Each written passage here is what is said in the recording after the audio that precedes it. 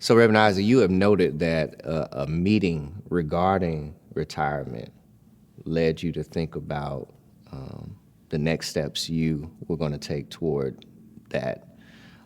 What ultimately led you to make the decision that now was the time? After that meeting, a friend of mine was also there, pastor of a church, People's Church in D.C., Michael Murphy. He came to that same meeting. He was thinking about it. I think this was his second church, and he was thinking about it too, maybe.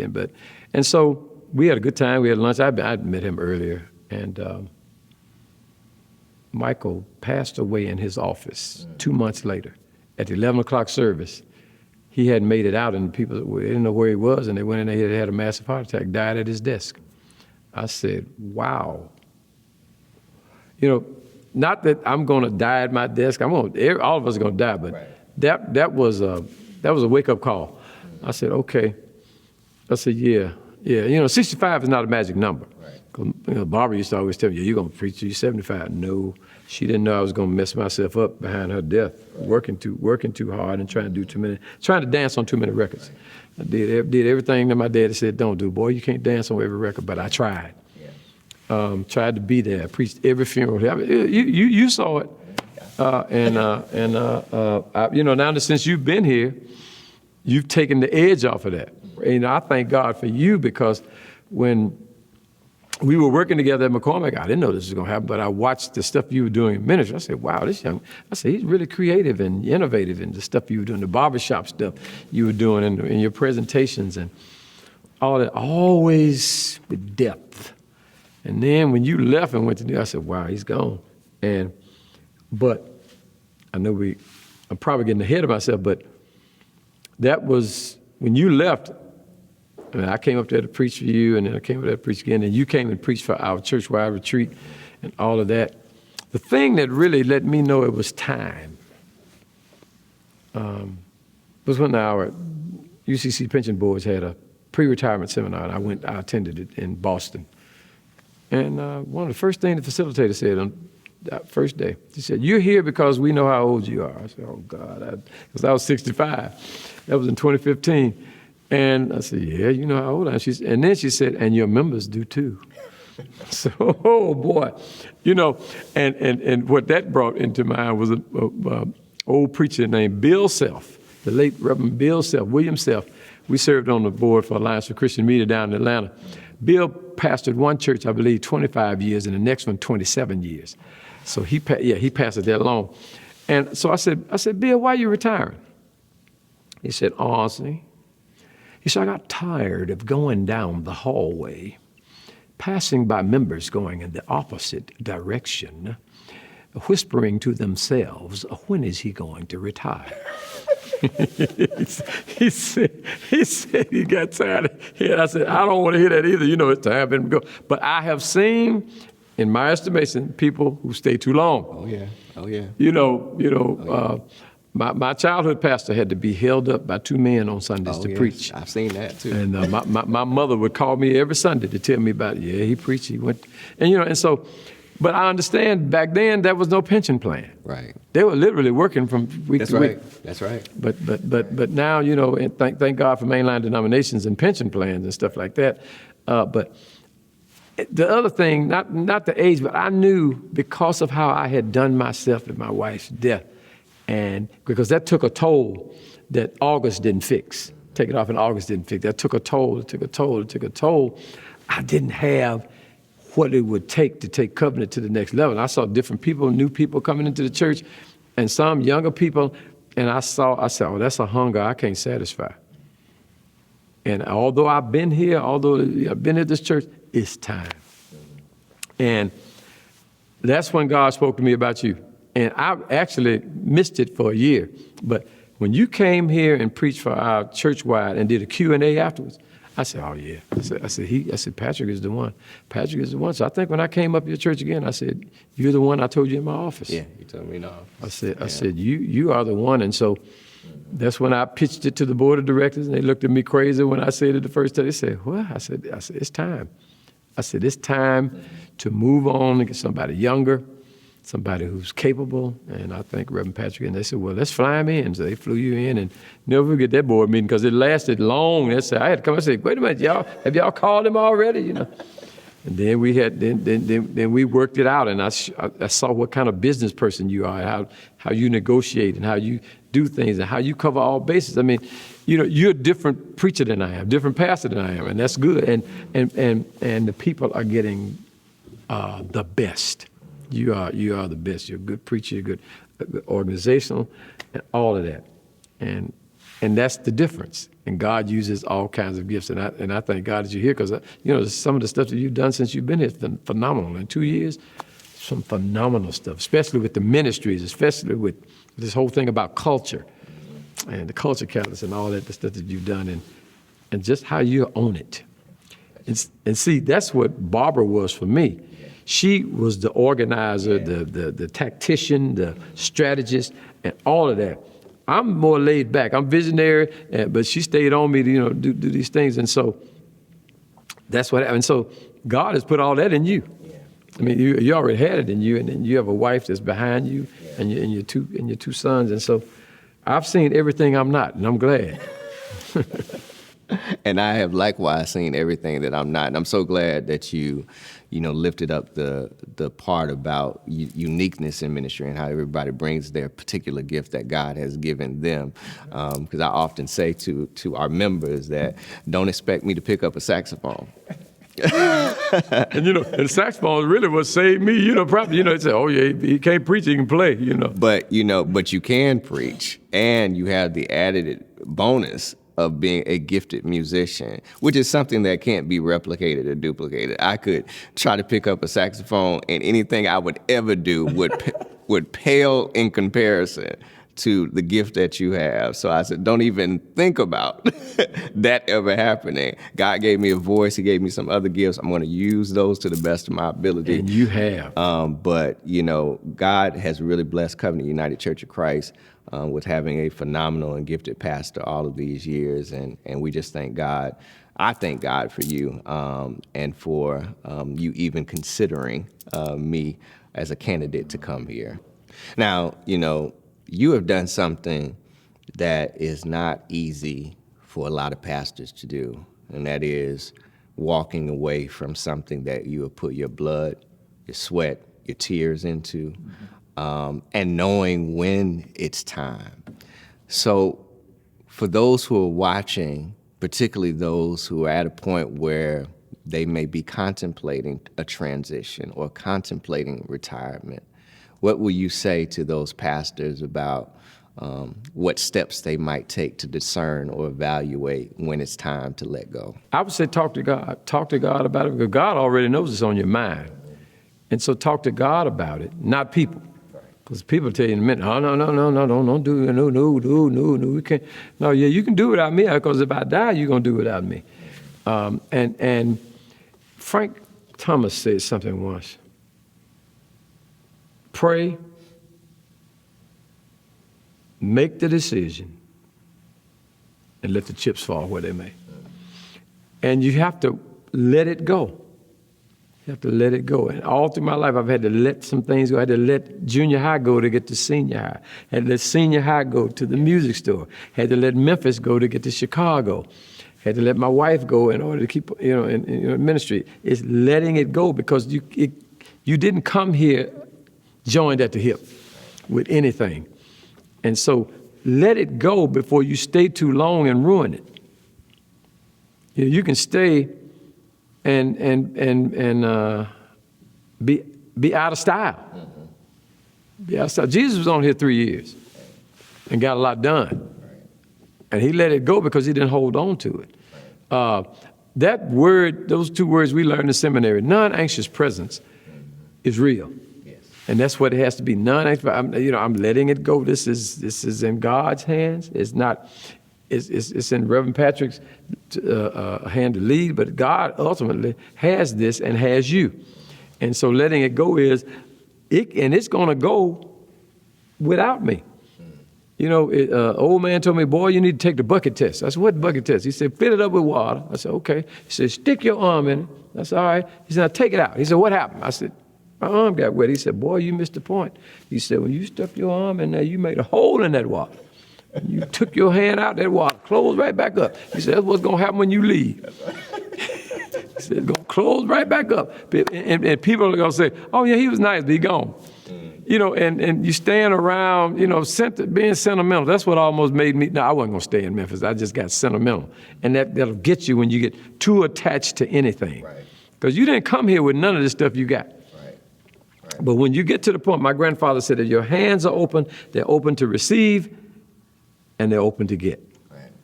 But if you like this, holding on to everything, let me hold on to, you can't get blessed that way. You won't get blessed that way because you're trying to bless yourself. That's right.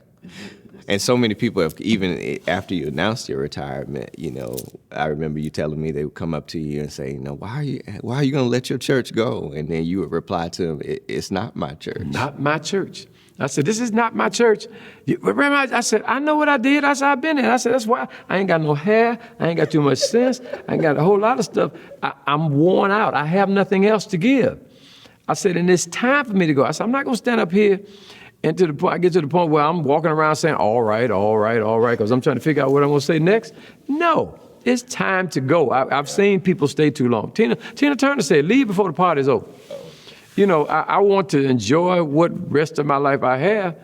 And I'm 70 now, so I got way more behind me than I got in front of me. My daddy died at 74. That's not why I'm giving up church, but this is not my church. This is the Lord's church. Because I remember a gentleman left our church, wrote a letter, I'm leaving your church. I said, you leaving the Lord's church. This ain't never been my church. This is the church where I'm pleased to have been called to serve. But it's not my church.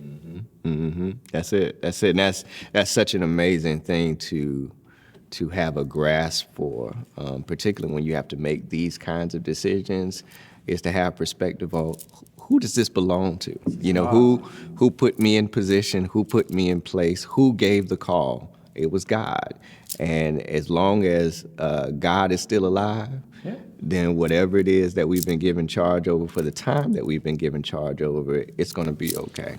Right. It's going to be okay, because it is God's. And people they just don't understand. We've been given this thing. I've learned not to hold on to anything, because everything comes through you, and when God gives it to you, I would be outside of myself to take credit for this. I can't take credit for this because I don't understand. I know God did it, but this makes no sense to me because I couldn't see the small church. And now this with the balcony, oh no, all of this, I come in on Sunday mornings, I said, wow, I remember when our piano was wooden upright that broke every week. Had to put a string in it every week. It was horrible to look at, but it was the piano we had. We got it tuned and everything. And now, all of this, and you know, and the other thing, when you came in with your platform savvy, that ain't me. I ain't on Facebook. You know, I got on, what was that, Messenger week before. I had to ask Mark, how I get out of this? I said, because somebody think I'm on Facebook. I'm not on Facebook. People on Facebook, I'm not hating them. I'm not of that era. I don't need to take a picture of me, and I don't need to tell you I just took a second bite out of my hamburger.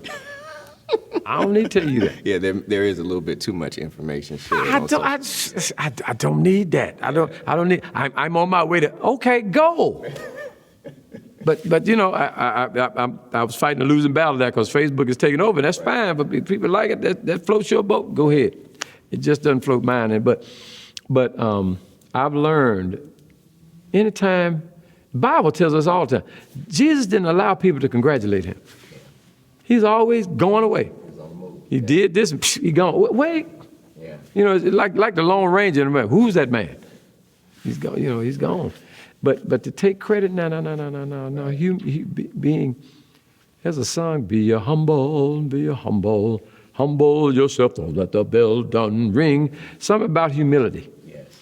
And I'm not trying to be humble. This is just how I am. I don't want no, as old folks say, critic for doing nothing. Right. I was just here, God used me, and God said, okay, you can go now. Yes.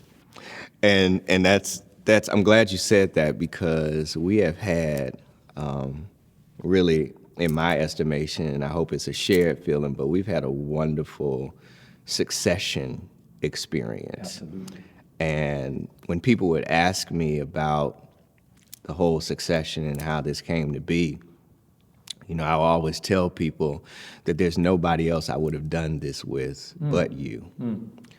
And what a lot of people don't know is that our relationship didn't start in 2015. You know, our relationship goes back all the way to 2007, when we were team teaching at McCormick in the field education class, and we built great relationship there. Just as, you know, you say, you know, you were, you know, into whatever lectures I was giving, I was always caught by your lectures, in particular, your grasp for the works of Howard Thurman, because you could quote Howard Thurman with the best of them, and so we began this relationship. I remember when I was pastoring at Sixth Grace Presbyterian Church. You had me over there. Yep, I had you over there, asked you to come and preach, and you wonderfully accepted the invitation and did a wonderful job. And from then, I would come from time to time when there was revivals, just to, you know, visit and to fellowship with Covenant, because Covenant is just such a unique place. It's a wonderful place just to sit in the pew, you know, not to sit in the pulpit, just to sit in the pew. So one of the things that I'm hoping that this will be helpful for those who are watching, especially those who are going through a succession process or contemplating what retirement or what succession or new callings might look like, is to give them a glimpse into our process. Sure. And, you know, one of the things I'll start off saying that I think is important, and we'll just kind of share some keys that we think may be important for succession, is I think it's important to have a built-in relationship between the successor and the predecessor. Absolutely. Absolutely. I didn't know how, again, I didn't know how to do this. And so I went to my mentor, Dr. Wright, and asked him. He talked me through. He said, these are some of the things you need to do. And when I told him what I was planning on doing, and so he talked me through the process. He talked me through the process, and we already had a relationship. And that gets cultivated, because if there's not a relationship between me and you, not that we're doing one so the people see we had one anyway. Right. But if there's not one, people will pick up on that. Yeah. People will pick up on that, and they'll say, something's wrong with that. And then there's I've seen situations, and it's amazing to me how a pastor could do this. It would call in another, their successor to be somebody, to be somebody that would cause the church to miss them. Wow. You know, at least that's the way it seemed to be. And you say, what? Why would you do that? You know, you need to be needed that much? Yeah. No, I want to leave this church in the hands where it'd be better off than it was if I had stayed here. Yeah. And I, you know, moving up. You know, it's time for Moses to get out the way. It's time for Joshua. Right. Joshua, and if you look at the Bible, you don't see what Joshua had as much trouble with the people as Moses did. They drove Moses crazy. Joshua says, for me and my house, we're going to serve the Lord, and went on and led the people. But that was because of the work that Moses did. Yeah. See, sometimes you can plant seeds that don't flower during the time that you're there. That's right. But with what Moses went through with the people, it brought them to a level of maturity where they could then follow a leader. Yeah. You got to remember, Moses was their real first leader. And they didn't like him. Yeah. They gave him a hard time. Yeah. You know, and I've seen situations. I remember, these people should remain nameless. I remember one pastor friend of mine who went to a church, and the congregation just started having problems with him. And so they just didn't like him because he wasn't the pastor that left. And so he invited the pastor that left to come back and preach. And the first thing out of his mouth was, y'all didn't like me when I was here. Y'all, all of a sudden, y'all just love me. You know, and it was like they didn't expect him to say that. But he was just being truthful. Right. You know, Moses went through a whole lot of stuff, and then God sent Aaron and his sons to be the priests. But Moses was a Levite. I tell people, every priest was a Levite, but not all Levites were priests. And God said, that's not going to be your job. I got you to lead the people out. And so I tried to cultivate a thing here. And, you know, every now and then somebody comes to me, Reverend, you go, if you leave, I'm leaving. I said, not good. I said, your religion was all in me. Sad religion. Yeah. Sad religion. I said, because I'm going to die. That's right. That's right. I'm getting ready to go. And, I said, that doesn't make me think too good about you if your faith was just all built into me. You don't join me. I tell people, don't join me, join covenant. That's right. And my ego is not in this thing. This is what God has done. Look what God has done, not Reverend Ozzie. God just used a scary man from Tennessee who had no plans of going to a church that didn't have members. Yeah. And God showed me. I told you I'm going to put members in there. You just do what I say. Yeah. And so, we've got relationship as a key to succession. Spring 2015, and I think one of the things that we both share is that we have both reluctantly walked into the new callings that God has placed on our lives. Yep. Spring 2015, I just finished, with the congregation for the church-wide retreat. We had a great, question and answer session, which was kind of impromptu. We didn't know that was going to happen, but it did, and it was great. It was a good opportunity to exchange and to hear from the people. I had never even experienced that, but it's always good to hear that feedback once you present it. So we walk into your office, and as soon as the door shuts, you turn around and said, God showed me you. And I said, showed you what? And you said, God showed me that you are to be my successor. And I just kind of stood there and looked at you for a while. You should. I remember. Because not in my wildest imagination did I ever think that I would even be on the radar of your consideration as a person who might succeed you for a lot of reasons. Some of them are just, as preachers, we can be very hard on ourselves.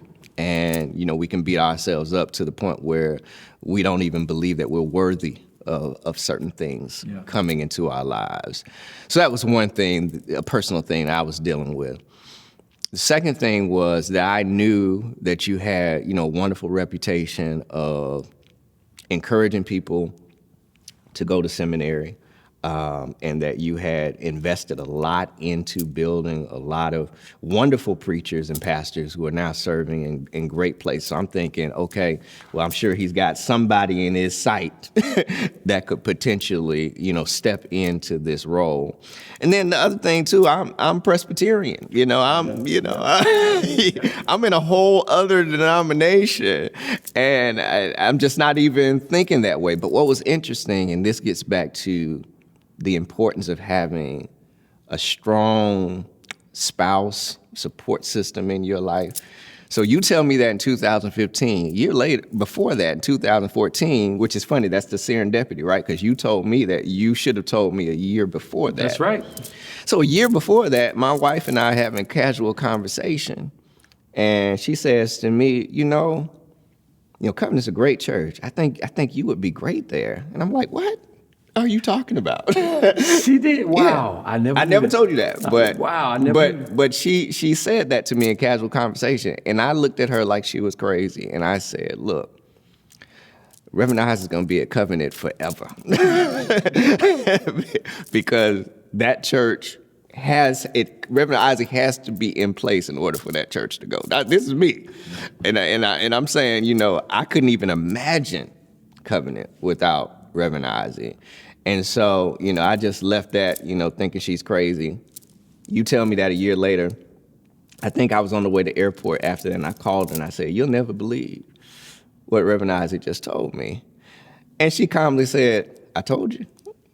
Is that right? Wow. Wow. Very calmly said, I told you. And that's the amazing thing about having a wife who's very in tune. That's right.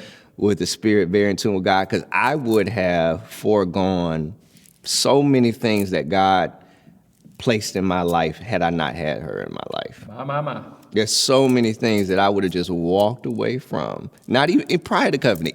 Really, every ministerial opportunity I've had, she has had to push me. That was Barbara. Into the door. That was Barbara, and I missed that because I haven't had that.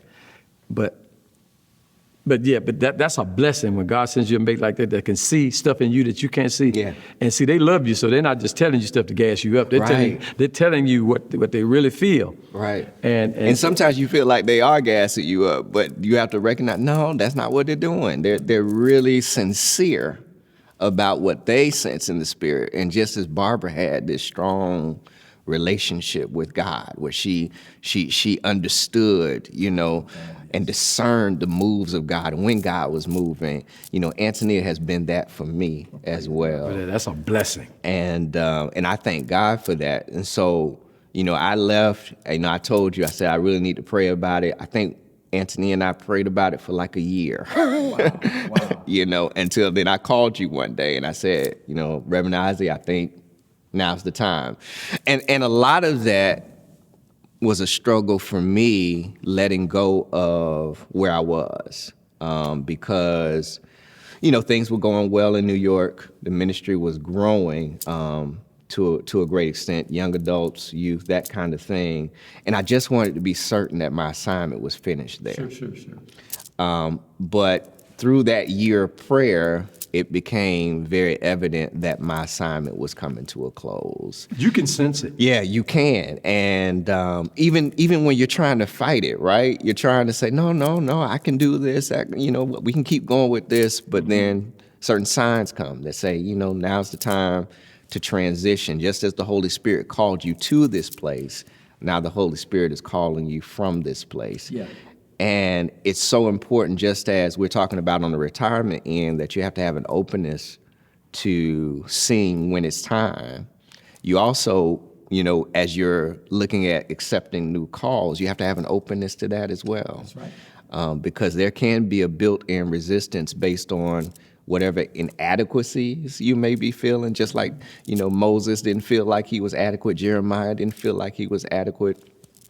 I was wrestling with some of those things. You've wrestled with those things. Isaiah didn't see it. Yeah. And you really have to have an openness and understand that it's not all about you. Right.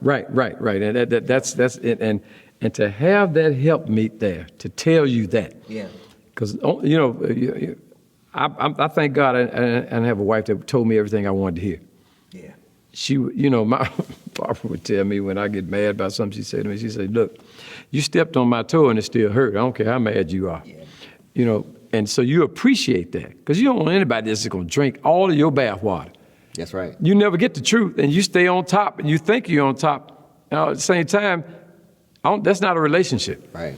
I don't know what that is. That's right. It's not. And that's really what God wanted with us. That's the reason why God created us with free will, because God wanted us to be in relationship with him, not to have a mechanical, robotic relationship, but God wanted us to have the power to choose to love God. That's right. Right? That's right. And even in our human relationships, we kind of reflect that. And the sign of a really strong relationship is when you have that kind of give and take and that real undergirding concern for the other person and their well-being. Yeah, and that's what when God showed me, when I told you in my office, I said, that was a load off of me when I said it.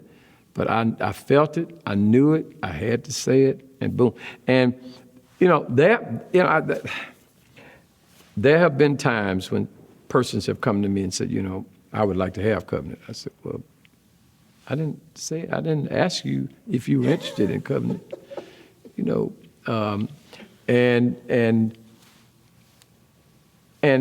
some people want to know why I didn't ask them. It just amazes me that, but at least they're honest enough to ask, right. and they weren't asking out of viciousness, but some people see themselves in places. But I remember one of our associate pastors here years ago. When I'm gonna start preaching around here, I said, preaching comes by invitation, not irritation. Now, I learned that from Pastor Wright. If you got to ask somebody, can you preach at their church? Right. Something wrong with that. That's right. And you see a lot of that now. And I think that is one thing that I would want to warn those who are entering into ministry, looking toward moving in their call, if that's the way God is leading. Lean on the Spirit. Don't lean on your own understanding, if you will. Right. Because I think a lot of times we look for opportunities but not necessarily callings. Right. That's a good word. And a mentor of mine a long time ago told me, when you're doing ministry, don't go after opportunities. There's going to be a whole lot of opportunities, but there are going to be fewer callings, Right. because those callings have been tailor-made for you. Yeah. And for your gifting. And when a calling comes, one of the litmus tests for knowing, whether or not it's God in the midst of that, if it's holding on to you rather than you holding on to it, that's from God. Yeah. But if you're holding on to it as opposed to it holding on to you, then that's probably not from God. Because I remember Trinity had a church-wide retreat once, and I can't remember the lady who was the facilitator. She said there's a difference between being called and being driven. She said, driven is all about you. Called is God has called. And so God is going to provide what God calls. You just won't know what's up all the time, and God just works it out. Again, Dr. Proctor's words come back again. You back into more than you go in on purpose. That's right. God just backs you into stuff. He said, and you'll never have to fill out another employment application, as long as you live. And that's been true. Right. God makes stuff. God puts you in places. Not at all. We're not automatons. God uses whom God chooses. That's right. That's right. And so we've got, in this succession, we've got relationship. Yep. Built-in relationship that's been cultivated over time, that's developed into friendship. We had, of course, an openness to the call of God on both of our lives, the call into retirement, the call into a new ministry. And I think, and I credit you for this, the next step that we took in the process was preparation. Yeah. And I remember you saying, okay, I think we need to read a book. I know the book you're talking about. And you sent me this book by Joel Gregory. Yep. Too Great a Temptation. Yep. That's right. And I would recommend this book for anybody who's going through that process. But this was the story of Joel Gregory, who is a world-renowned preacher out of Texas, who had been called to be the successor at First Baptist Church of Dallas, Texas. That's right. Criswell. W.A. Criswell? Yes, sir.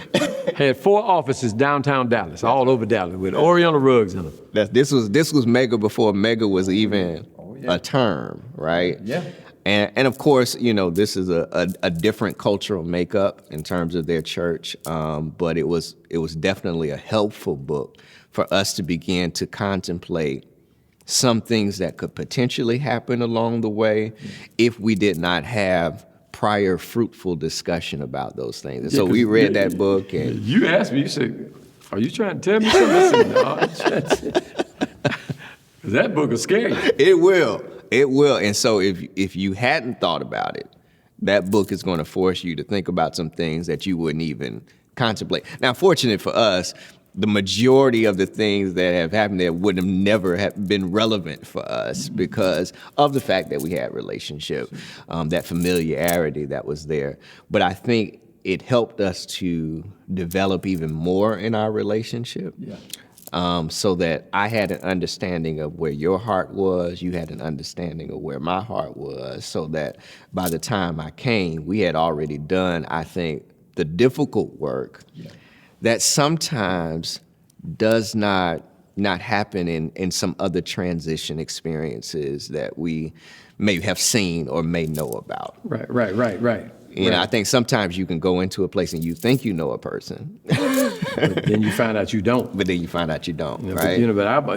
My life, because I've been around people who have been duplicitous, and I thank God that neither Pastor Wright, neither Reverend Whalum, neither Reverend Brewster were like that. Right. But I have seen people that as my friend Paul Sadler said, get new on you. Yeah.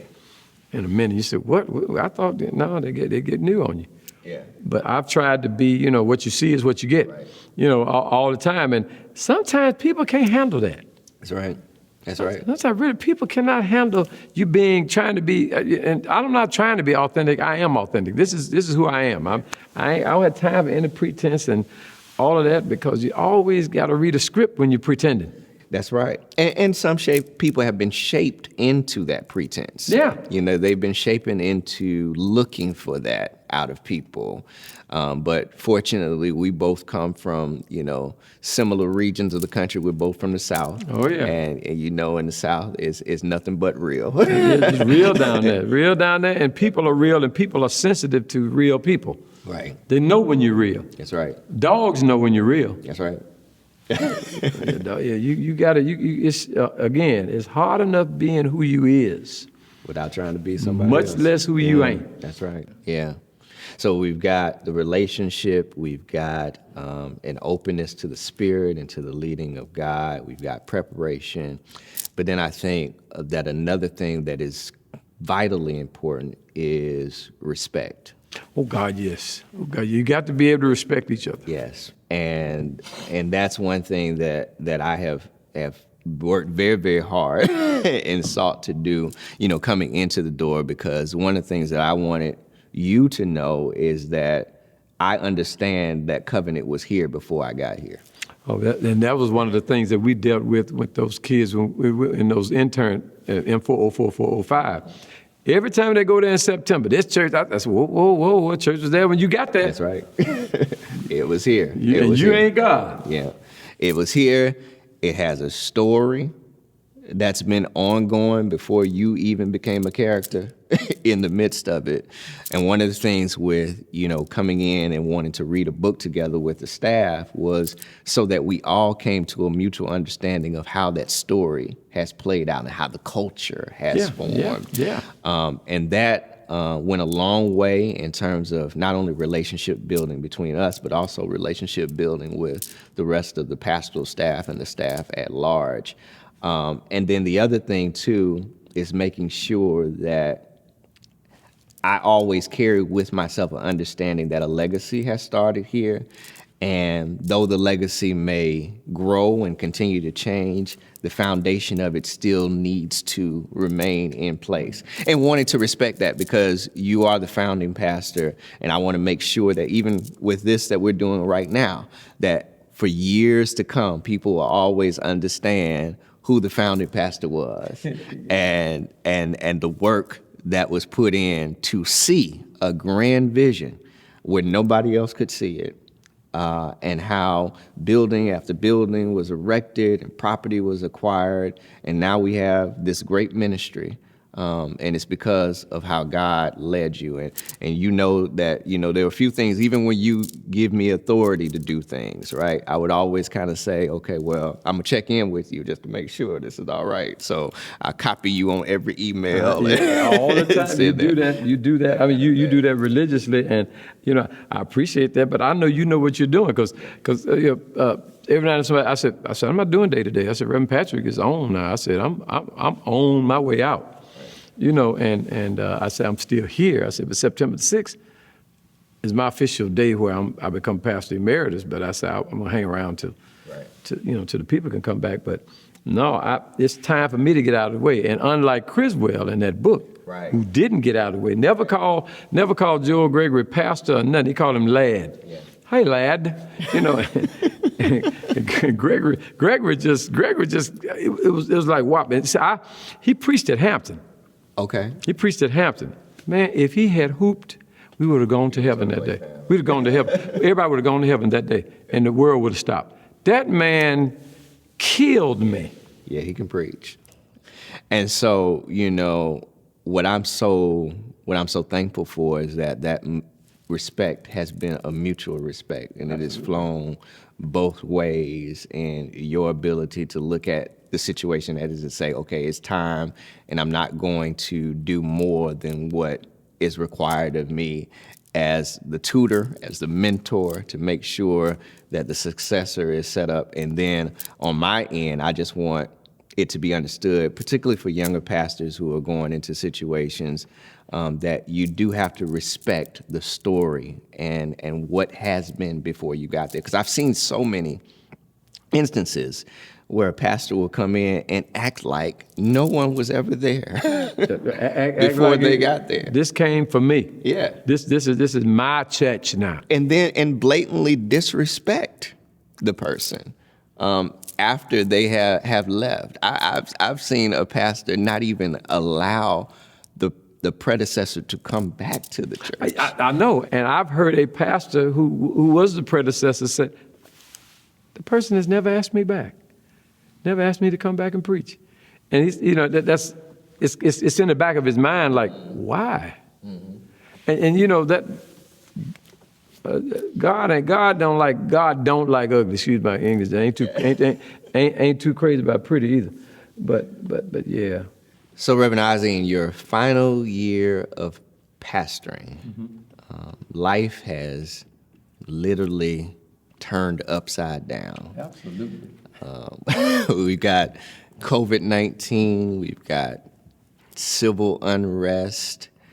We're still dealing with Colt 45, as you call him, and all of his imbalances. And we find ourselves in this strange place doing ministry. What has that been like for you? It has been frustrating. I never saw myself going out like this. I just thought retirement was just going to go out, but nobody could have anticipated COVID-19. I still remember the last night I preached before it happened. I was out at Technic Towers preaching for the Illinois Conference, and I preached a sermon about Elijah running up in a cave, and I never knew that we would all be in caves, for this whole time, and so I didn't want retirement to go out like that, but I haven't had it, nothing else we can do. And so that's been that. And then with the current administration in Washington, D.C., that's been something that's been an angst and an angry place for me. I mean, it just makes me angry that somebody is there in leadership and does all this kind of stuff, hateful and divisive kind of stuff, all the time, and nobody calls them on it. Nobody calls him on it. When somebody does call him on it, then he'll fire them, or if somebody disagrees. I mean, it's just, I have never seen narcissism on parade like that, and never gets called into question about it. But again, I don't care who you are. It only lasts so long. It only lasts so long, and so that has been difficult. And the thing the thing that I wanted most to do was to retire the debt. Somehow I just thought this debt was going to be retired, but then. This is twice the amount of money we borrowed the first time that we paid off in 5 years. And churches are notorious for retiring their mortgages early. And this just didn't happen. And I hated to leave you with this, but you've taken on the task of it. And the people are yet faithful. But prayer is the thing that prepares you. Yes, it is. Yeah, I believe that wholeheartedly. And we've been making it on prayer. Oh yeah, through this pandemic. Yeah. Through the pandemic, got to every day, and so every day, that installment of prayer, it's important. I pray for my family by name, everybody in my family by name, because I know it works. I call out their name, not just Lord bless my family. No, bless my sister Daryl, my sister Terry, my son Brian, my son Ozzie, my daughter Lauren. I pray for their dogs. I pray for everybody. Because prayer works. Prayer works. It works. So as we wind down, September 6th, Pastor Emeritus, what's next for you? What's next is I'll continue to do my work at McCormick. I've got two brand new D-Min students that we're meeting virtually. One's from Canada, one's from Long Beach, California. So for the next 3 years, Lord, let me live and all that. As my mom would say, live and nothing happen. I'll be doing that. I'll be finding more time to practice on my horn. I've got to develop a regimen because I don't want to lose the chops. Because I'll be playing here until the people come back. But Sunday was my outlet. And people think I'm just playing the horn, just be playing. I'm playing the horn to stay on the horn, right, and to keep my chops up. And so that has worked for me because I've been playing since I was 12. And one of the worst things you can do is not practice or not play. And what happens is after you get a certain age, your playing becomes your practice. Right. And so not practice becomes practice. So I always say my horn is my mistress. Right. And if I don't take her out, of the case and to play. Right. What you want now? I'm saying you in 2 weeks. I'm not giving. I'm not, and will embarrass you. Right. Because you think, oh, let me just go and work this out. Well, you can't. If you haven't touched it in 2 weeks, you're gonna pay for that. Right. And so I try to get that horn at least a couple of times a week. I'm gonna do it more, and I'm gonna do more. But I've been able to play it because some people, I can't believe you play your horn every Sunday. Yep. And a couple of places I've been, pastors like a friend in Atlanta, friend in Detroit, they are playing now. Right. Because when I brought my horn with me, it comes with me, it goes with me everywhere I go. Right. And so I'm not ashamed of it. It's not ashamed. You can't be ashamed of your mistress. Right. And that's such a real profound part of your legacy, because so often when persons who do have a musical gift accept a call into ministry, they are in some senses told they have to choose. Oh yeah. Because somebody said, now that you're going to put your horn down. I said, who told you that? Yeah. That's 30 years ago. I said, I'm not putting my horn down. My horn will always be with me. Mm-hmm. I said, that's your problem. Ain't none mine. That's right. And the fact that now there are some others who are starting to take that on shows just how much of an impact and how much of a trailblazer you've been in saying that you don't have to choose. Nope. And I'll never forget, because you've notably had that impact on others who have that kind of artistry. I remember Julian DeShazier preaching here and talking about how so often in other places he was told that he had to choose between his gift of rapping and ministry. Yeah, dichotomous thinking. Yeah. Either or. That's right. And God ain't like that. That's right. And he said he credits you as the one who helped him to understand that the two can coexist together. Sitting right there in front of me. And I've been to some churches where they look at me, what he done brought up in here? The saxophone. Once I play, oh, wow. Yeah. Yeah, that's been a major part. I couldn't even see you without the horn, and just know that, we're going to make sure that you get your practice in. You're going to be working with the young people every week once they get back, and so you'll be doing that. And then once we get through this little year requirement that we have with the denomination, then you'll be back every Sunday or as often as you want to be here. I'll be sitting over there somewhere, having me a ball, listening to your powerful preaching. So, as a final question, now that I'm stepping into this role as your successor, and for certain there will be other successors to come, even after me, what would you offer me, as well as those for the future who will watch this, in terms of how we might continue to do the work that has been placed upon Covenant United Church of Christ to do, the unique work that Covenant United Church of Christ is called to do? What would you, say to me about continuing the work that you've begun? I would say genuinely love the people.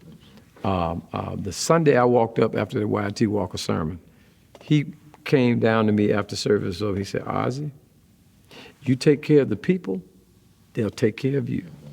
Now, there's a couple of ways. Don't take care of the people so they'll take care of you.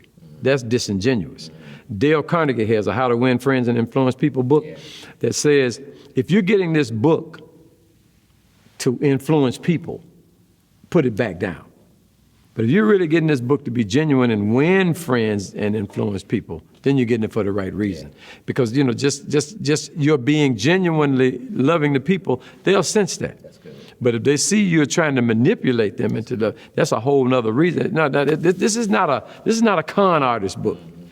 Not a con artist book. Just love the people, they'll love you back. That's what the late Reverend Dr. Y.T. Walker said to me, and I've seen it happen. I saw it happen when I was a band director at Riverview Junior High, 7 years. And I remember people, Dale Carnegie says, people like to talk about themselves, and they like for you to be interested enough to listen. Yeah. And so I remember when I taught school, I had a way of relating to students because I gave them nicknames. Yeah. I was always messing with them. And there was this young lady, I called her Truck Dodger. Literally a truck dodger. She lived on Mallory. It was a street with a lot of trucks was going down. I saw her darting across the street one day trying to get home. And so I just nicknamed her Truck Dodger. And One day, about 2-3 weeks down the road, she said, Miss Smith, I said, what, you didn't call me Truck Dodger today. That she wanted to be called that name, and she loved that name. And she would tell, here's Truck Dodger. She took her name off. What girl wants to be called a Truck Dodger? But that was her thing. Yeah. And I saw that there was a teacher named Mr. Leo Graffenreid. Never forget, Mr. Graffenreid, he had an amazing relationship. When I first started teaching at the school, I tried to do some of the things he did. You can't do what he did. You have to be there a while. Because kids would come to him, Mr. Graffenreid, you didn't hit me today. Get on, wake me up. You know, he do like that. But they loved him because he loved them. Yeah. You know, and so I those nicknames almost became a term of endearment. That's right. That's right. Yeah. You know, and we had one guy named they called him, his nickname was Two Head because he had a real long head. And so they would start calling him Two. He said, "What's up?" What's up, Two? He put up the two. You know, but those nicknames, you know, you get them, and so, but it lets them know I see you. Right. It's Sabanene, Sabanene, whatever that word. Sabane, I think that's the South African word. I'm mispronouncing it. Reverend Mark is going to get me tomorrow. Sabanene, I think it is. Okay. I see you. I respect you. I have a high regard for you. Okay, that's good. That's good. That's good. And there's nothing greater that anybody could ever feel than to be acknowledged, to be recognized, to be seen. Yeah. Because so many people are not ever seen. Yeah, absolutely. And if there's one thing I can say, you know, about your ministry, it's the amazing way that you have the ability to see people. Even in a crowded room with thousands of people, if you take up a conversation with that one person, you make that person feel like they're the most important person in the room. That's value to that. I mean, it's because I've seen, and I've been in situations where I've been overlooked. Not that I was looking to be seen, where people just, you know, they're cold, but they think they're being welcoming, and they aren't. And I think as Nadia Bose-Weber said it best. This is one thing to say that your church is welcoming, but ask the people who are there if they felt welcome when they came in. You know, yeah, we're welcome in church. Okay, because I remember there's a church that remained nameless in Chicago that called me on church growth. That's when we were the fastest growing. And they said, we want to put a sign out in front of our church that says, you know, everybody is welcome here. I said, well, that'll be good. I said, your reputation is stronger that you're not welcome. I said, because I don't feel welcome, and I've been here, it's been to 30 minutes already, y'all. I said, y'all just not welcoming. I said, so you put a sign out there all you want to, anything. But if you're not welcoming, that's going to drown out anything you write. Put a sign you put up there. Right. Well, Reverend Ozzie, I want to thank you for this conversation. I want to thank you for setting this up. This has been amazing for me. It just makes me feel good. I also thank you from the bottom of my heart just for the way that you have embraced me and my family, inviting us here for this grand adventure that it has been. Yes, it has. For these 2+ years. And I'll say it again, there's no other person that I could have done this with or would have wanted to do this with but you. And I've been made a better preacher, a better pastor because of it in these 2 years. And I'll always be indebted to you just for the way that you have influenced my life, for the way that you've influenced this church. And I'm going to do my very best to continue to do the work that you believed that I could do when you called me to come here. And I hope that in all things I make you proud. Well, you've already made me proud in the 2 years you've been here, and it just said, when God said yes, and God led me to speak to you, and I sleep good at night. Praise God. I sleep good at night knowing this church is in good hands because I love this place. I've been here all this time, and driving away from it on that last time, the time I drive away from it, again, I'll be gone for a year, but I'll be back. I'll always love this church because, you know, I've labored. The Lord has allowed me to labor here. The Lord took my weakness and made it into something.